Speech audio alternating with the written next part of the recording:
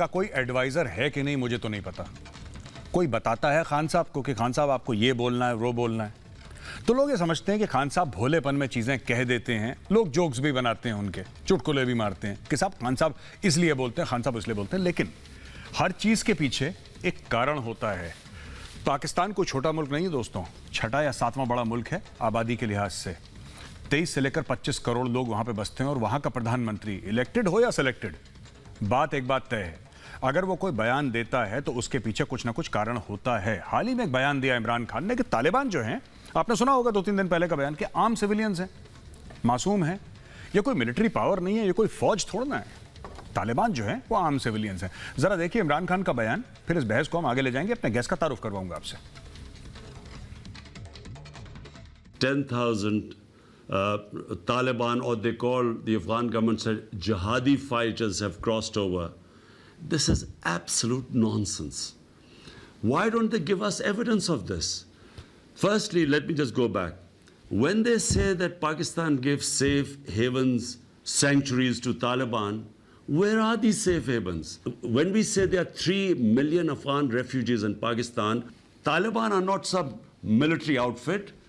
They are normal civilians, and if there are some civilians in these camps, how is Pakistan supposed to hunt these people down?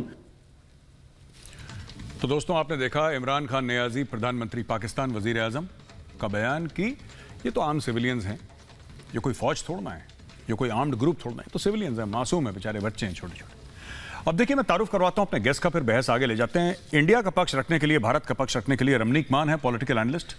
Ramnik साहब बहुत बहुत स्वागत है आपका हमारी show में।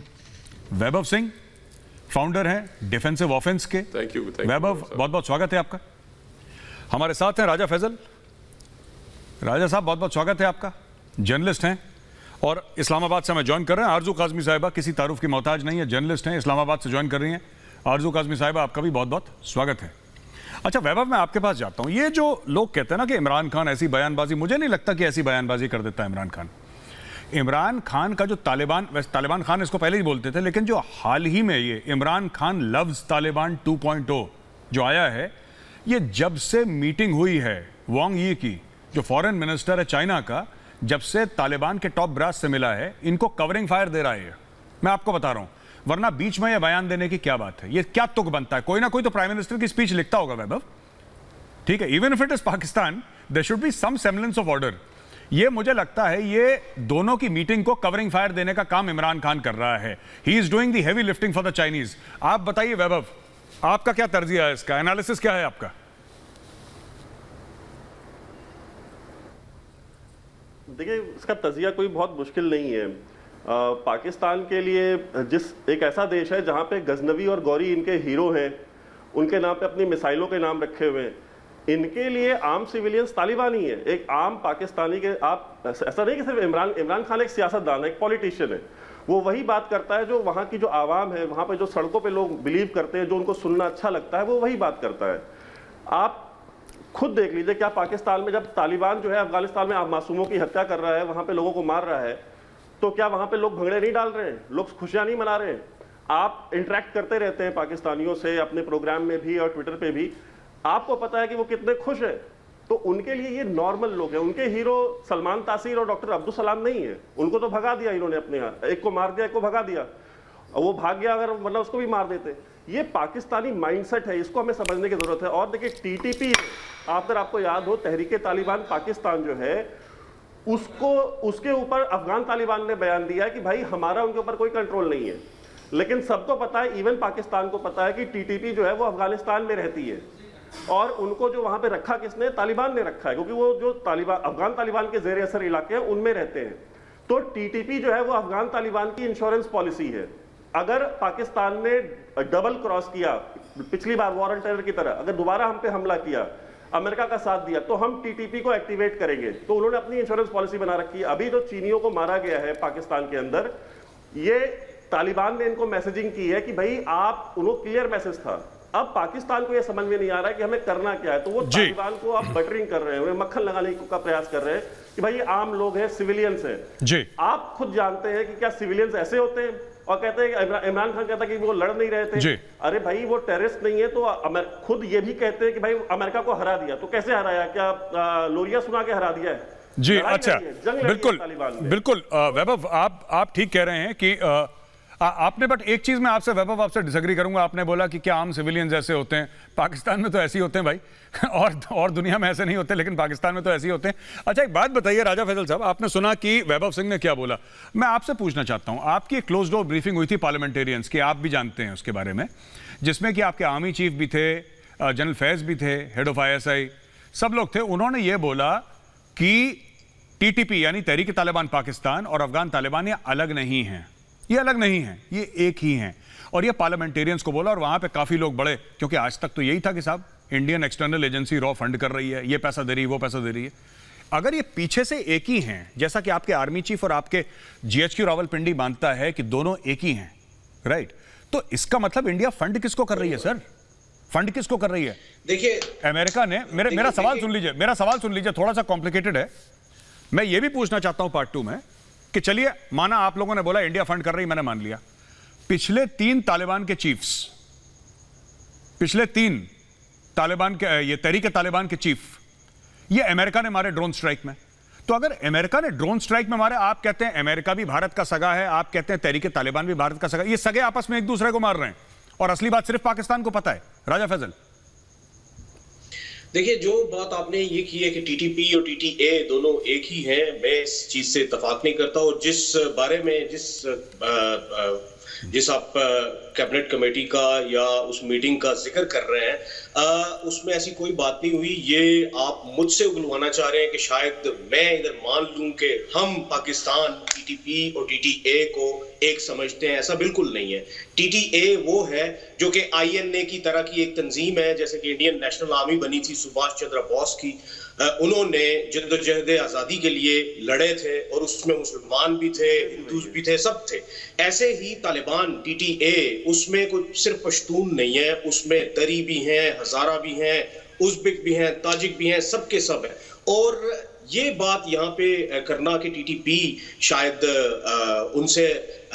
उनके साथ ही है, शायद उसमें से कुछ एलिमेंट्स उनकी तरफ होंगे, लेकिन TTP के बहुत सारे ऐसे एलिमेंट्स थे जो कि फॉरेन एजेंसी से पैसे लेके पाकिस्तान में कार्रवाइयां करते रहे हैं। और ये एक ओपन ट्रूथ है, आपको भी इस चीज का पता है, आपको भी इस चीज का इल्म है, और आज भी वो कर रहे हैं। TTP के कुछ लोग ISIS खुरासान में चले गए। अब ISIS खुरासान और TTP के खिलाफ तालिबान, तहरीके तालिबान अफगानिस्तान जो है वो बरसरे पैकार है। इसके बारे में उन्होंने रीअफर्म किया है। रिसेंटली 4 रोज पहले जब वो चाइना में थे, वहां पे भी उन्होंने इस चीज के ऊपर बात की कि वो इस तरह के एलिमेंट्स को अब इरप्ट नहीं होने देंगे। तो मेरे ख्याल में आपको इस तरह की चीज की तरफ लेके हमें जाने की जरूरत नहीं है। हमें बहुत अच्छे तरीके से पता है कि कौन TTP है और कौन TTA है। ऑलराइट, ठीक है। राजा फैजल, इसके पहले मैं रमनीक मान के पास जाऊं, मैं आपको एक बात बताना चाहता हूं। क्या आपको एहसास है कि आप अपने मुल्क का कितना नुकसान कर रहे हैं? ये झूठ बोल के, ये फरेब करके आप अपने मुल्क का कितना नुकसान कर रहे हैं, कितने पाकिस्तानी मारे जा रहे हैं, क्योंकि आपने गुड तालिबान और बैड तालिबान, अभी क्या आपकी पार्लियामेंट्री कमेटी की ब्रीफिंग नहीं हुई थी जिसमें पाकिस्तानी आर्मी ने ब्रीफ करा था? मैंने पाकिस्तानी मीडिया पे खुद देखा है सर, मैं इंडियन मीडिया इतना नहीं देखता जितना पाकिस्तानी मीडिया देखता हूं। मैंने खुद अपने, मैं सुनी बात नहीं कर रहा, मेरी बात सुन लीजिए, मेरी बात सुन लीजिए सर, मेरी बात सुन लीजिए। राजा फैजल, जब आप बोले थे मैं तो बोला ही नहीं। आप एक काम करिए, मैं वीजा भेज देता हूं, आप नोएडा आ जाइए, आप एंकर बन लीजिए सर, आप आ जाइए इधर, आप बैठ जाइए, है ना। तो ऐसा मैं आपके पास मिलने आऊंगा आपसे। नहीं सर, आप एंकर ही बन जाइए, आपको शौक है एंकरी का तो आप ही बन जाइए। अब मैं आपसे ये पूछना चाहता हूं कि आपको क्या पता नहीं है कि आपकी स्ट्रैटेजिक डेप्थ की पॉलिसी, सांप पालने की पॉलिसी, हिलेरी क्लिंटन ने खुद बोला था, स्नेक्स इन योर बैकयार्ड वाला बड़ा फेमस कमेंट है। आप क्यों ऐसा करते हैं sir? Don't you realise the harm that you are causing yourself by lying about it? ये शुतुरमुर्ग वाला एटीट्यूड है कि ऐसा तो हुआ ही नहीं था, आप मेरे मुंह से, सर मैं आपके मुंह से कहलवा के क्या कर लूंगा सर? आप कौन से पाकिस्तान के प्राइम मिनिस्टर हैं कि आपके मुंह से निकल गया तो हमारे लिए ब्रह्मवाक, उसका भी कहना ब्रह्मवाक नहीं है हमारे लिए, लेकिन फिर भी मैं क्यों निकलवाऊंगा आपके मुंह से? मैं तो एक बहस में आपसे बातचीत करना चाह रहा हूं कि ये सुनी सुनाई बात है, पाकिस्तान के अंदर से रिपोर्ट्स आई हैं, इसका क्या सच्चाई है? आपने बोला है ही नहीं, ऐसा हुआ ही नहीं। जैसे आप लोग बोलते हैं 71 की लड़ाई तो हम जीत गए थे, इंडिया ने साजिश कर दी, हर चीज के पीछे साजिश है ना। रमनीक मान जी, ये क्या कारण है कि इमरान खान इतनी मोहब्बत करने लगा है तालिबान से? ठीक है, वो तो आम सिविलियन है सर, वो आम सिविलियन है। वैसे तो रमनीक मान जी, सॉरी मैं आपका वक्त ले रहा हूं, लेकिन सर आम सिविलियन तो फिर ओसामा बिन लादेन भी आम सिविलियन, वो थोड़ा पाकिस्तानी आर्मी का मेंबर था, एटलीस्ट ऑन पेरोल नहीं था। लेकिन आम सिविलियन तो फिर हर एक बंदा है। फिर ओसामा बिन लादेन है, अल जवाहिरी भी आम सिविलियन है, सभी आम सिविलियन है सर। मैं जवाब देता हूं, और बड़ी दिलचस्प जो है ये किस्सा, बड़ा अच्छा इसने खोल दिया इमरान खान ने। और अभी जो आपने हिलरी क्लिंटन को कोट करते हुए कहा कि स्नेक्स इन योर बैकयार्ड नहीं, इनके बेडरूम में, इनके ड्राइंग रूम में, इनके बाथरूम में, सब जगह सांप पहुंच गए हैं ये। और वो कैसे पहुंचे हैं देखिए, ये इन्होंने बड़ी अच्छी बात कही कि ये आम सिविलियंस हैं। तो आम सिविलियन तो मसूद अजहर भी है, हाफिज सईद भी है, ज़कीरुर रहमान लखवी भी है। और जैसा आपने कहा, वो दूसरे मुल्क के जो नागरिक इनके मुल्क में आते हैं, ओसामा बिन लादेन जैसे जो प्रोसिक्यूटेड होते हैं बेचारे, वो पनाह लेते हैं, वो दाऊद इब्राहिम जैसे। और इनके पास बड़ी अच्छी अच्छी एनजीओ चलती हैं सब, अल कायदा, लश्कर तोयबा, लश्कर अमर, जैश ए मोहम्मद, सिपाही साहबा, जैशुल हरकतुल मुजाहिदीन, ISIS, तालिबान भी एक एनजीओ तो है। और क्या है वो, तो it's not a militant organisation. Boko Haram, ये सब हक्कानी नेटवर्क, सब एनजीओ है सब। इन लोगों को जो सबसे बड़ी बात यह है वो ये कि जिस तरीके से इनोसेंट सिविलियंस को प्रोसिक्यूट किया जा रहा है, जिस तरीके से अभी 47% इंक्रीमेंट है पिछले साल से इस साल में सिविलियन किलिंग्स में, 20% उसमें औरतें और बच्चे हैं। उसके अंदर इन्होंने अपने सिविलियंस को टारगेट किया है। एक वो कॉमेडियन था, क्या नाम था उसका, नजर मोहम्मद को मारा इन्होंने। उसके बाद इन्होंने वो 3 भाई थे जो NSD 3 के साथ काम कर रहे थे, NDS 3 के साथ काम कर रहे थे, उनको इन्होंने प्रोसिक्यूट किया, उनको मारा। हमारे इंडिया का एक वो पत्रकार था, क्या नाम उसका, दानिश सिद्दीकी, उसको मारा इन्होंने। तो ये तो सिविलियन कर रहे हैं साहब। ये तो देखिए क्या होता है कि when there is a network, और वो नेटवर्क आपके अब्बा के साथ, आपके आका के साथ जुड़ जाता है, तो आपको उसको कवर फायर देना लाजमी हो जाता है। और मेजर साहब, इसके अंदर एक बड़ी दिलचस्प बात मैं आपसे और पूछना चाहता हूं, अगर आपको पता हो तो, ये जो टाइम ऑफ अटरेंस है, वो टाइम ऑफ अटरेंस क्या था? ये बयान उन्होंने कितने बजे दिया, ये किस वक्त की रिकॉर्डिंग है? ये बड़ा दिलचस्प रहेगा पूछना। और आखिरी में ये है कि इसके अंदर एक कैंडिडेट एडमिशन भी है इमरान खान की तरफ से। वो कैंडिडेट एडमिशन ये है कि बिल्कुल ये तालिबान और ये जितने एनजीओ मैंने गिनाए, ये सब ये ऑर्डिनरी सिविलियंस हैं, पर जो असल दहशतगर्द है वो पाकिस्तान के अंदर वो पाक फौज और ISI है। ये हकीकत है, ये कैंडिडेट एडमिशन उनकी तरफ से आया। और इस चीज को बड़े मेरा ख्याल है संजीदगी से लेना चाहिए इंटरनेशनल कम्युनिटी को। जब आप एक मिलिटेंट ऑर्गेनाइजेशन को, जिसको आप, जो एक गवर्नमेंट है, एक लेजिटिमेट गवर्नमेंट है, उसके खिलाफ चल रही है, वो औरतों बच्चों को मार रही है, there is a 20% increase in, मतलब जो टोटल नंबर है जो सिविलियन कैजुअलिटीज, उसमें बच्चे और औरतें हैं। और ये सिलेक्टेडली लोगों को, एक पुलिस ऑफिसर था जी, ही वाज, ये स्पिन बोलदाक करके एरिया है, उसके अंदर उसको घर में घुस के मारा है इन्होंने। तो ये they are no ordinary civilians, पहली बात। दूसरी बात, ये कवर फायर दे रही है Imran Khan, there is no doubt about it. और तीसरी बात, ये जो स्नेक्स इन बैकयार्ड वाली बात है ना मेजर साहब, ये अब इनके बेडरूम में, इनके ड्राइंग रूम में, इनके बाथरूम में, इनके घरों में, इनके बिस्तरों के नीचे, इनके पर्दों के पीछे, सब जगह सांप पहुंचे हुए जी। और ये जितनी जल्दी रियलाइज कर ले उतना इनके लिए बेहतर है, नहीं तो they will be in a civil right condition बहुत जल्दी। बिल्कुल। थैंक यू रमनीक मान जी। मैं आरजू काज़मी साहिबा, आपके पास जाने से पहले एक छोटा सा और वीडियो दिखाना चाहता हूं। मैं थोड़ा सा अफगानिस्तान और ये सबसे हटके जरा पाकिस्तान ऑक्यूपाइड कश्मीर पर जाना चाहता हूं, जिसको आप लोग आजाद कश्मीर बोलते हैं बड़े फख्र से। इमरान खान की एक छोटी सी बाइट सुनिए, फिर मैं आरजू काज़मी साहिबा आपसे उसके बारे में एक सवाल पूछूंगा।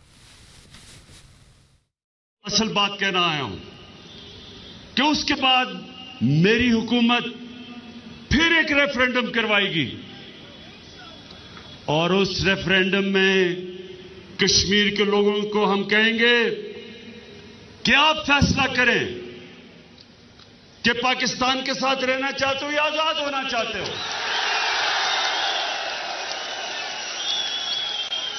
ये जो कश्मीर के लोगों ने अपनी आजादी की जद्दोजहद 100 साल से भी पहले शुरू की थी, डोगरा हुकूमत के खिलाफ कश्मीर के लोग बार बार खड़े हुए अपनी आजादी के लिए। ये बड़ी पुरानी जद्दोजहद है। तो जिस कौम ने इतनी कुर्बानियां दी हो अपनी आजादी के लिए, उस कौम को हमेशा हक मिलना चाहिए कि जो वो चाहे, जो वो चाहे, जो वो कौम चाहे, ये फैसला वो कौम करेगी।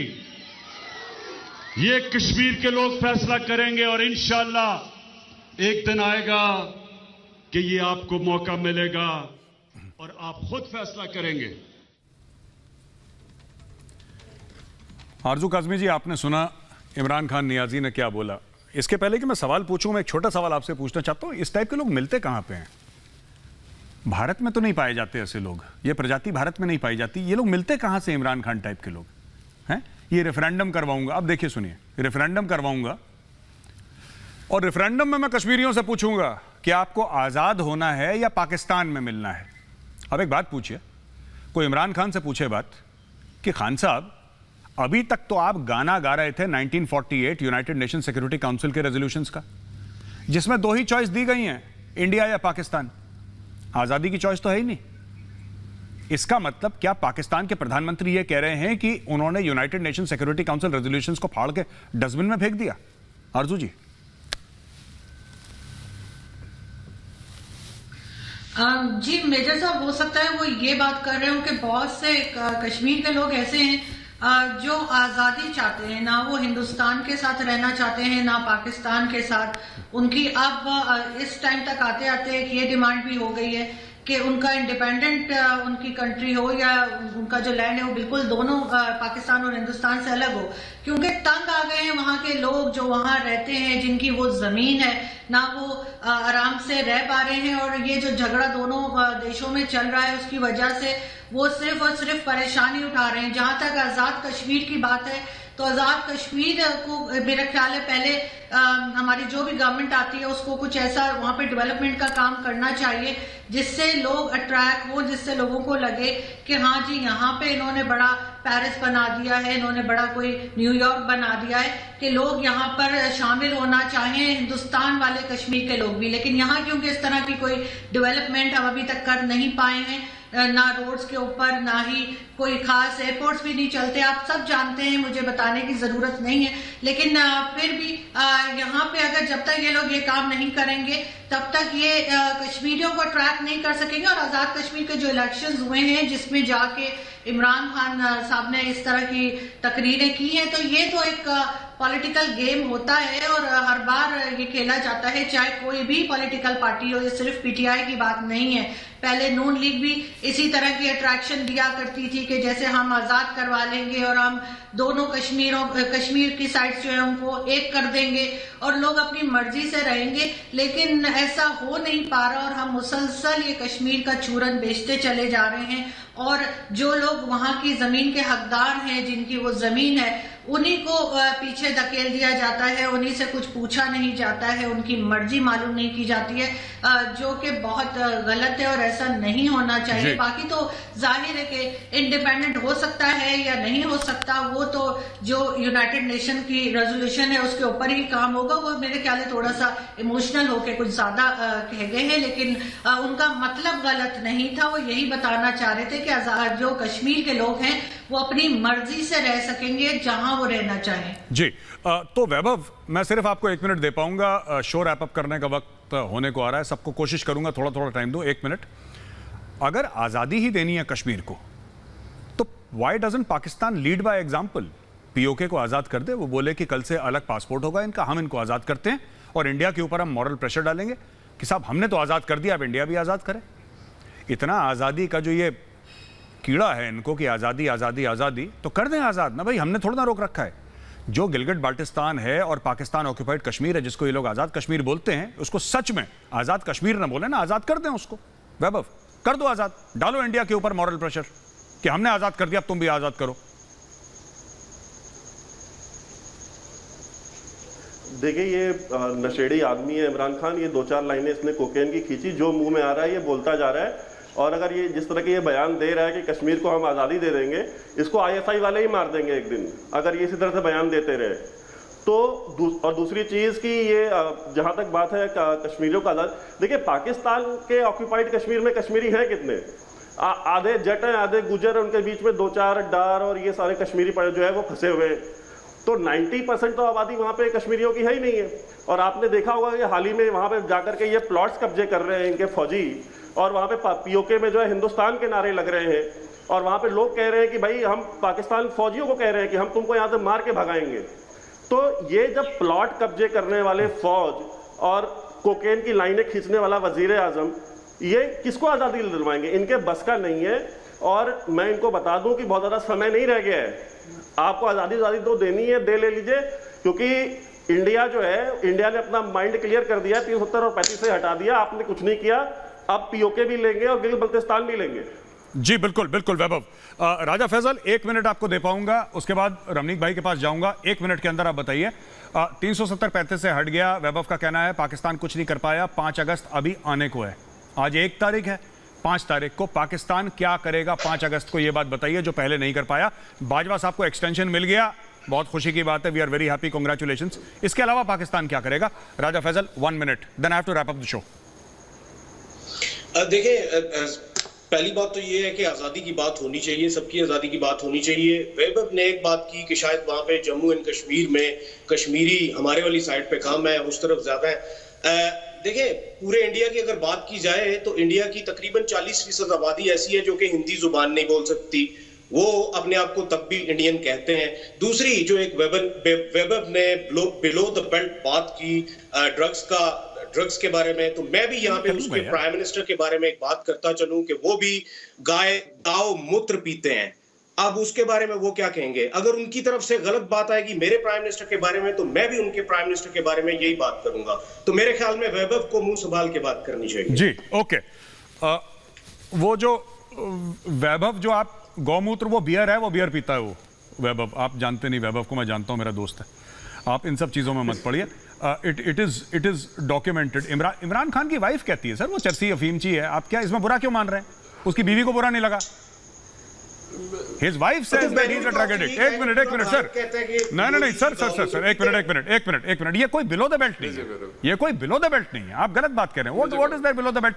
रहम खान इज ऑन रिकॉर्ड, रहम खान सर, राजा फैसल साहब, रहम खान इज ऑन रिकॉर्ड। उनकी किताब पढ़िए आप, पढ़ने लिखने का तो रह नहीं गया ना आपके यहाँ रिवाज, पढ़ते लिखते हैं नहीं आप जाके पढ़िए। वो पोर्नोग्राफिक किताब सर, वो सुनिए सर, एक मिनट रमनीक मान जी, मैं आपको 1 मिनट दूंगा, फिर मैं शो रैप अप कर रहा हूं। वो किताब कैसी भी हो, इमरान खान ने ये नहीं बोला कि वो किताब गलत है, और इमरान खान की जैसी हरकतें होंगी वैसी तो किताब होगी सर। रमनीक मान जी, क्लोजिंग कमेंट्स, फिर मैं शो क्लोज करने लगा हूं sir. So, this is something very interesting. See, Imran Khan's brain is like the Sahara Desert. Nothing grows there, and it replicates the head of Raja Faisal साहब। बड़ी दिलचस्प बात है, ये आजादी की बात करते हैं, दे दो कश्मीरियों को आजादी, क्या दिक्कत है? बलोचों को दो, सिंधु देश अलग बनाओ, पख्तूनिस्तान अलग दो, तुम्हारा जो बचा कुचा सा पंजाब है तुम बना लो उसके अंदर पाकिस्तान। यार वैसे कौन सी कौम है पाक की? You don't exist as a कौम। ये जबरदस्ती कुछ बलोचिस्तान का हिस्सा हथिया लिया, कुछ सिंधु देश का हथिया लिया, कुछ पख्तूनिस्तान का हथिया लिया। टीटीपी क्या बोलते थे कि तालिबान पाकिस्तान, वो रिकॉग्नाइज ही नहीं करते भाई ड्यूरल लाइन को। वो कहते हैं कि ये आपका रावलपिंडी तक ये सारा इलाका हमारा है। क्या बातें कर रहे हो आप? अगर आपने आजादी देनी है सबको दे दो एक मुश्त, खत्म करो ये ड्रामा पाकिस्तान नाम का। ऐसा you are only international migraine, आप हो ही तो दुनिया की सदर। रमनीक साहब, मैं मेरे पास बिल्कुल वक्त खत्म हो गया। रमनीक साहब बिल्कुल मेरा कमेंट मैं अभी यहां से आपसे ले लिए, बहुत बहुत धन्यवाद। मैं क्लोज करता हूं ये डिबेट, और मैं सिर्फ एक बात कहना चाहता हूं, मेरा समय बिल्कुल खत्म हो गया है। राजा फैसल ने एक बात बोली थी कि 40-50% इंडिया में लोग हिंदी नहीं बोलते, लेकिन सर हमारे यहाँ एक जबान नहीं है जो सबके ऊपर मसल्लत कर दी है, जैसे उर्दू। पंजाबियों को भी बोला उर्दू, बलोचों को भी बोला उर्दू, ये हमारे यहाँ नहीं होता। बहुत बहुत धन्यवाद ज्वाइन करने के लिए। अगले हफ्ते मैं मिलूंगा भारत पाकिस्तान घमासान में। मेरी टीम और मेरी तरफ से आप सबको जय हिंद।